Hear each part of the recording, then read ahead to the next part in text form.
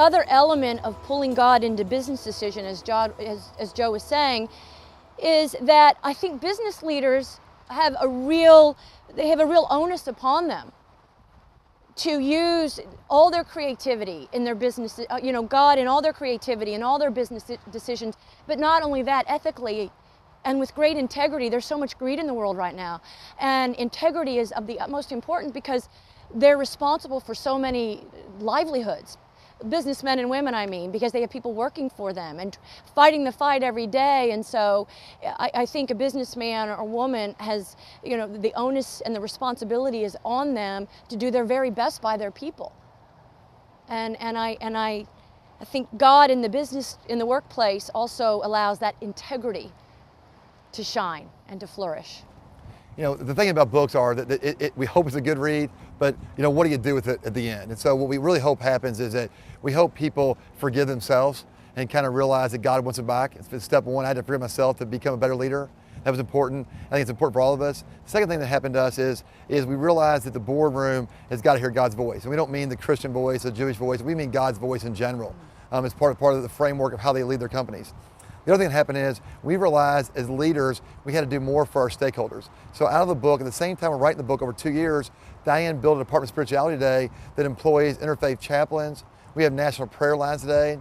We have compassion funds. We have so much EAPs for our people, employees and programs. So we're doing today more for our stakeholders. We realize that we can't love enough. And so I think what happens, you realize if you really start giving back in your company, you don't think short term, I think it would change the culture of the company. We're seeing a big change in our culture, and that's not a religious issue, that's a global spiritual issue right now that's going on. So today I think if a leader can look at forgiving themselves, bringing the God's voice back in the boardroom, ecumenically interfaith, at the same time, look at the stakeholders, not as liabilities, but as their partners, and really start looking at it from a personal sustainability and a much more global look than just benefits. How do I help this person through crisis, through tragedy? How to love them more? How to educate them better? All those things are so important today in today's workplace. And I think that's the message today and how you use it. We would never want anybody to think in any company that you're trying to push religion. But at the same time today, there's so many laws today that are saying we can't hang this, we can't hang that.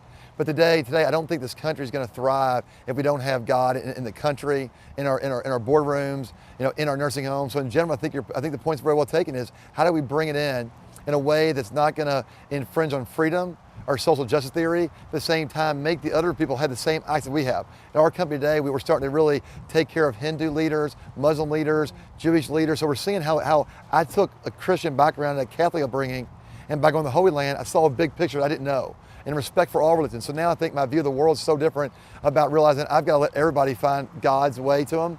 And I realized I got to embrace all religions as a leader. And so I celebrate my heritage and my own journey. But today our company has really looked at how do we do this delicate balance. It's not an easy balance. We think we're starting to really make some traction there. And I think that we'd love to share information with you and other leaders about how to do that. And we think we're really excited about where we are, but we're in about our 3rd year now.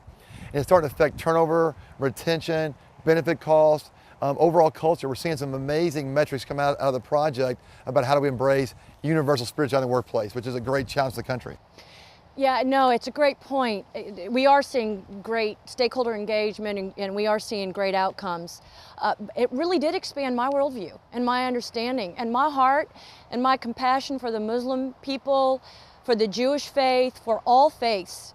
And also to be the leader of the Department of Spirituality, it's very important because we have a microcosm. Our residents represent just about every nationality and every religion out there. And we meet people at the point of their need. And, we don't push or force a faith on anyone. We do not proselyte. We truly are interfaith. We have chaplain advisory boards often made up of Christian pastors, ministers, rabbis, imams, whatever is representative of that population. So it's like he said, we really are embracing it. The other point I want to make is it is the freedom to worship, and it is also the freedom not to worship. It is freedom. That's what we offer with our spirituality program.